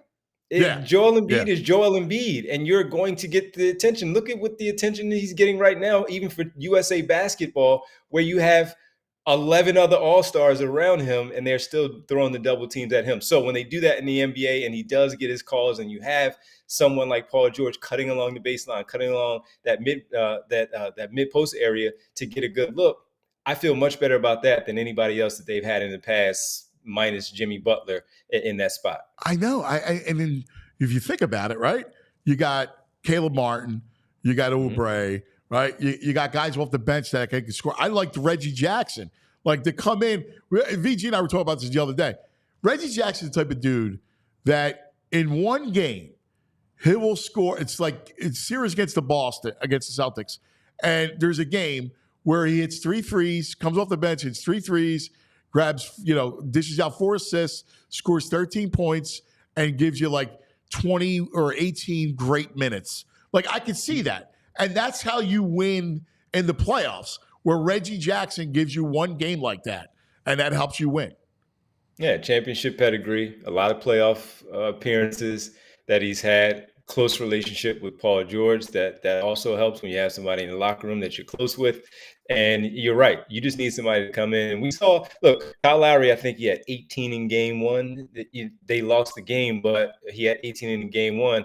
That's one when we always talk about you can't let that performance go to waste. And the numbers that you just laid out for Reggie Jackson coming in here as a minimum guy, but that's a deep bench guy that can come in and maybe swing a game because of those points that you just discussed. That 3-pointer, that's a dagger against the other team because the Sixers just went on a 7-0 run to extend it with about 1:30 to go because the ball swung. Now, look, Reggie Jackson's probably not going to be in the game with Joel Embiid late in the fourth quarter, but a 7-0 run somewhere where he is out there on the floor that maybe stretches the lead, and the Sixers just continue to build off of that when their starters come back into the game to close things out in the fourth quarter. But those are important for him. Eric Gordon, the same thing. Again, Kyle Lowry coming back as well. And you just mentioned the Oubre and Caleb Martin piece also. So Daryl Morey, as Kevin just talked about it, and he hit a home run this summer. Everything that was asked of him setting this up, there was a lot of pressure on him to get it done. He got it done. So on paper, he did the job. Now it's going to be up to them in the offseason. I mean, once the season gets underway, to go out there and perform and get to the postseason. As Kev was saying, yeah, you want to play the song like you always talked about, but you really want to do so in May and June and no longer in just April and early May. Man, I was blown away by I'm just not as aware of Paul George. He's a very cerebral guy. And hearing him talk about the game, where he's not only going to take pressure off Embiid, but he's going to do it in a way that he'll stay healthier. So Embiid doesn't have to play hero ball and do these crazy alley-oops to himself and everything like that. But the one thing I'm really excited about, and you even mentioned it, when the double team comes, he doesn't seem like a guy who's just going to stand there like we've seen Tobias waiting for the ball to find him. He's going to find the lanes and make the cuts. And he just seems like he's coming at this game in a way that he understands it like a superstar does, and I'm super stoked about it. I was just blown away by his whole press conference, his demeanor and everything. And VG even mentioning the fact that he's been the first option before, he's been the second option, and he's probably going to be there somewhere between that second and third, depending on the night, because of Maxey, and then also because of Embiid maybe out for a game, getting some load management or just resting the night, and you get Paul George in that particular role. The way he talked, as you just said, he knows exactly what this is all about. We all know it's Joel Embiid's franchise. Tyrese Maxey was also discussed quite a bit, as he should, as the new face of the organization as well. And he knows who he is. He knows what he's coming here to do. He knows who he's teaming up with, and he knows the pecking order of where it is here in Philadelphia. There's enough shots in Nick Nurse's offense for the 1, 2, and the 3 guy to get enough off to make sure that they get their points and help the team win. And everything he said, he just nailed it from the city part, understanding that he's saying it. It's another thing when you have to deal with it and making sure your emotions don't get too far from you when you're getting booed. And he's like, yeah, exactly. I can take it. That's what I live for. Well, my man, it's not Indiana, Oklahoma City, or Los Angeles in that regard. So having to deal with that in Philadelphia. But we'll see. He's saying it. And right now, you know he's going to go in there with at least that mindset of exactly that. How will that maybe wear on him? I don't know. But look, these guys have been, even without Paul George, 50-plus wins for a majority of the time that Joel Embiid has been here. So we expect that. So there won't be a lot of boos and things of that nature at the center once things get underway, because they're going to win a lot of games. But it's just a matter of when we get to the postseason and see how it all plays out. To everything that he just said, where he nailed the press conference, can he go out there and again follow it up? And I have no reason to believe that he won't. He was still a All NBA person that we talked about conversation wise, All-Star level player again last season. A lot of it without Kawhi Leonard. Didn't fare so well in the postseason, but Now we're talking about him in a new role, and I think it's perfect for him at this stage of his career. Yeah, I'm with you. USA basketball. We kick off the Olympics. What do you think? What's your prediction? It was a little shaky couple of games here. South Sudan, yeah. The only blowout that they had will be their first matchup in group play on Sunday, 11:15 in the morning on Sunday, everybody. So make sure you're up and you got your stuff done early in the morning so you can watch the game. The blowout that they had was against Serbia. This is their matchup against Serbia in this first game of group play. Nikola Jokic, Joel Embiid, of course, for us at least, that's going to be the focal point to see how Embiid does. And I think that Embiid has gotten better game by game. He's looked much better. I thought he was the second or third best player in the win over South Sudan for what he did. LeBron James had to come through in the end to get the win over a Royal Ivy coached team that he has them playing so well. But look, Ant, they have the best talent. They have the best group of talent. The only issue that we always talk about is roles and understanding. They've been together now for 2.5, 3 weeks, so they should understand by now.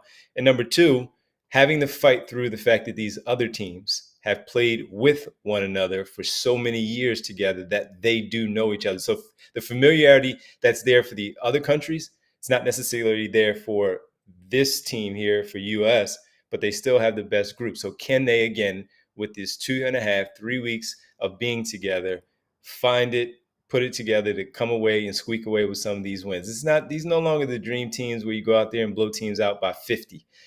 The competition is real with these other countries. They're prepared for whatever the U.S. throws at them. But I would be shocked, again, if they're not playing for the gold medal. I would be shocked. The great Devon Givens. We love you, brother. What Love time you your back, show? man. Appreciate it. What 3 time o'clock your show? today. 3 o'clock today. 3 o'clock for the rest of the week. We'll be there, and a lot to talk about. With these Sixers. See, the beauty of what we do here at PHLY is that there's never an off season. It's every day, Monday through Friday, Sixers, right? Phillies, Flyers, Birds, every day.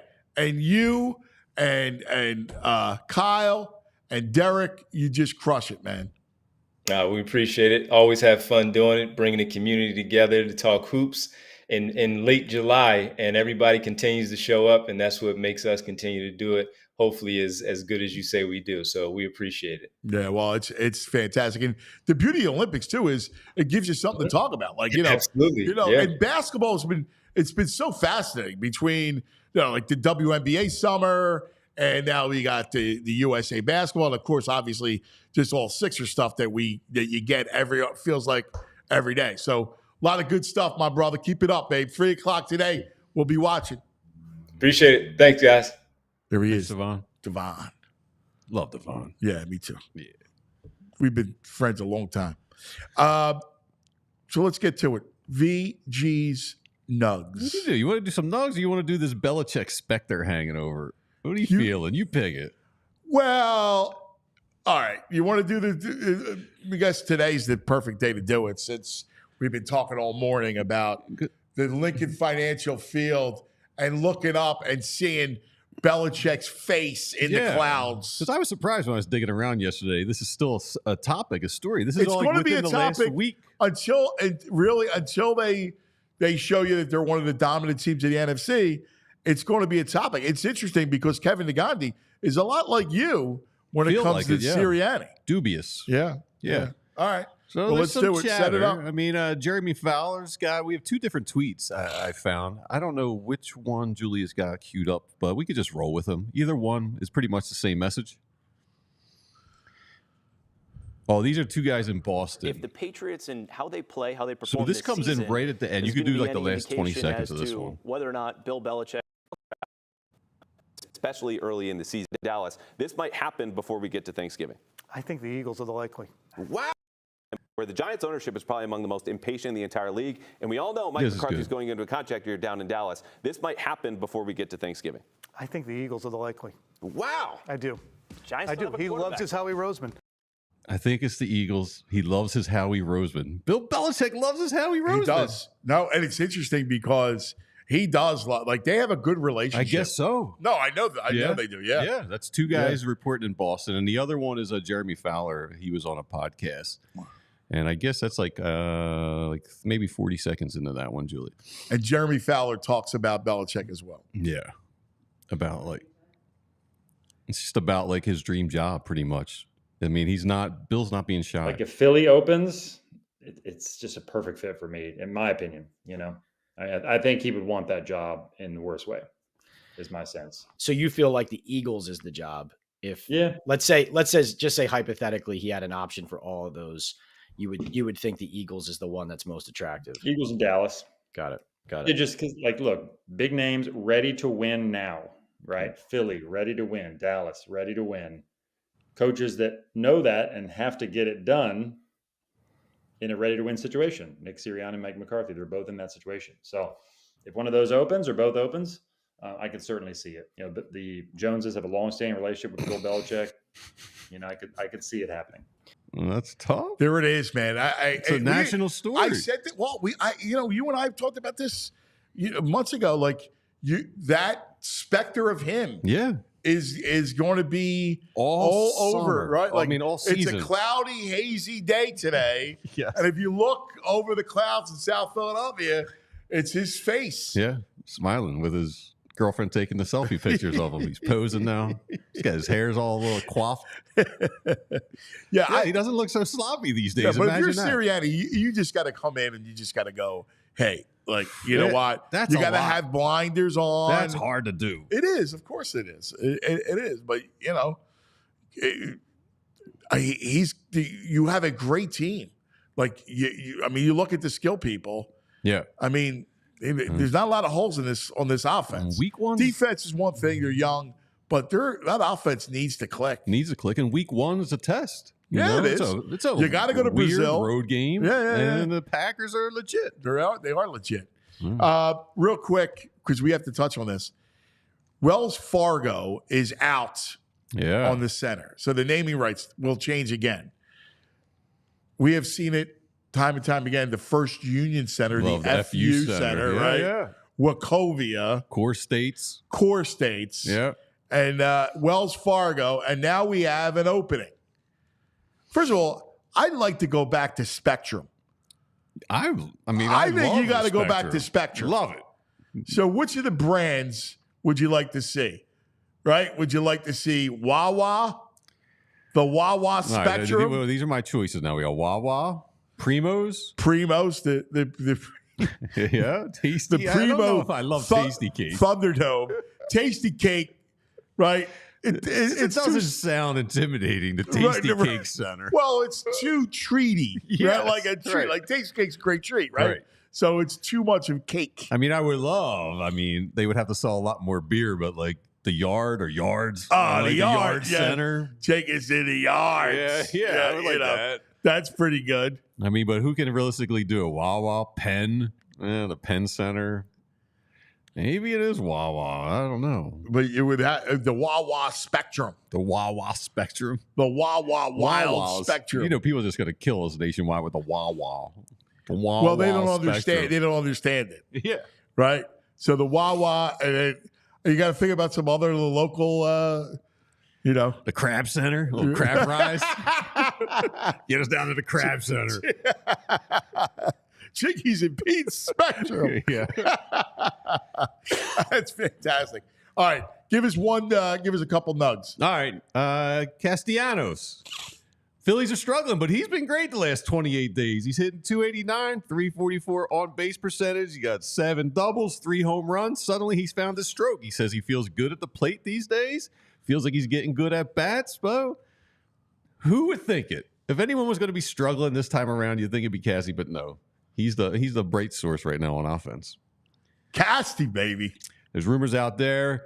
Phillies, we know they need a bullpen arm and an outfielder. They may be able to get both from the Nationals. Rumor came out yesterday that they are heavily interested in Lane Thomas and closer of the Nationals, Kyle Finnegan. So maybe a 2-for-1 down there. And I'd be okay with both those. You can see that. Yeah, Finnegan's having a nice year. He's their closer, and he's been solid all year. Yeah, no, he's got a good arm, and it's another back-end piece. Yeah. You need back end options for it. I just think I would love for them to get two. Find a way to get two of them. Yeah. MLB TV is always a good watch. Well, they're kind of like saying screw you to the cable networks, and they're going to make it direct to consumers now for $5.99 a month. I guess you get an app on it you can watch on your phone and stuff. Yep. So yeah, I like that. I think they do great. Of all the league stations, I think MLB TV is the best one. MLB is really good. I'm an NFL. I just think I don't know if their programming through the day is not that exciting. No, I guess I like their MLB program. They're special. Good. You're right. The MLB their morning show lineup is really good. Their post game at night is it's really good. You're right. When you think about that, you're right. I guess I like the NFL Network specials. Like when they do their special stuff, I like it. But they did MLB used to do the top 10 right now. Like that stuff's good stuff. I don't know. We doing back in the day moments these days? Yeah, back in the day, back in the day moments. Without a doubt. I'm always a fan of Bob Gibson. Like he seems like a mythical figure, huger than life. Yeah, big. Yeah, throws 110 back in the day, right? So back in 1968, he had a 1.12 ERA. But to put it in perspective, he allowed 38 earned runs in 304.2 innings. Oh my God! 38 earned runs in 304 innings. Oh my God, that's amazing! Just so dominant. Do you have hits? I don't have hits up there. Yeah, I'm a big. I always look at hits per innings. Like when you look at, because I think that tells even the bigger story, right? I'm curious because you couldn't back then. I guess you couldn't barrel him up. I'm curious what he would be clocked at today. Right. Yeah. I would love to see. Because they always talk about the guns being slower. Yeah, back in the day. Nolan Ryan's like a 107 now. Right. Yeah, I would love to see that too. We were worried about inside the NBA, TNT, if they lose the rights. It looks like they are going to lose the rights to Amazon. Well, the NBA declined the offer. Yeah, which I guess TNT doesn't think they can, and they're going to sue them. But the NBA went. You're out. Yeah, go pound You're sand. out, Tom. Right. We don't want you. Yes. We want the streamer. Yeah. So the good news, though, is Amazon is just interested in the inside the NBA crew. So we might get Charles and the guys. If you're Amazon, it makes way more sense to say, we'll just pluck that and take that. Right. Now, if you're Turner, you're going, whoa, man. Yeah. I just got ripped off, man. Totally I just got fleeced. Yeah. I lost my best show, all my talent, and I lost the league. I lost the association. It's unbelievable where sports is in the pecking order of television. Oh, it's the top of the pedestal. There's nothing even close. Years ago, I was talking to a friend of mine. He was in studio, Ben, yesterday. We were talking about sports and how no one wanted to go near sports. And that, like with sports television, other than the NFL. And now they all want it. Yeah, they all crave it. It's live. It's the only thing people watch live. Yeah. But even all the shows around it. Yeah. You can't really fast forward through the commercials. You talk about inside the NBA, those guys are gonna get paid by Amazon. Yeah, I hope so. They do a great show. They do. It is a great show. It's really fun. It's fun. It's relatable. It's insightful. And it really is a blast. Yep. All right. Fun day as always. I'm off to see Baldy. Oh, yeah. Yeah. Nice. We got some NFL stuff to talk about and to do. So we'll do some NFL stuff today. Cool. With Baldy. VG, great job. And of course, the great Julia. Yeah, Julia, great show. Jules, our head of production here, in for Andrew. She's slumming it with us, doing a great job. We love it. Versace as our intern, everybody. We love you guys. Be safe. All right? We'll see you tomorrow for Football Friday, the first one on the calendar. See you then. We all silly like the mayor.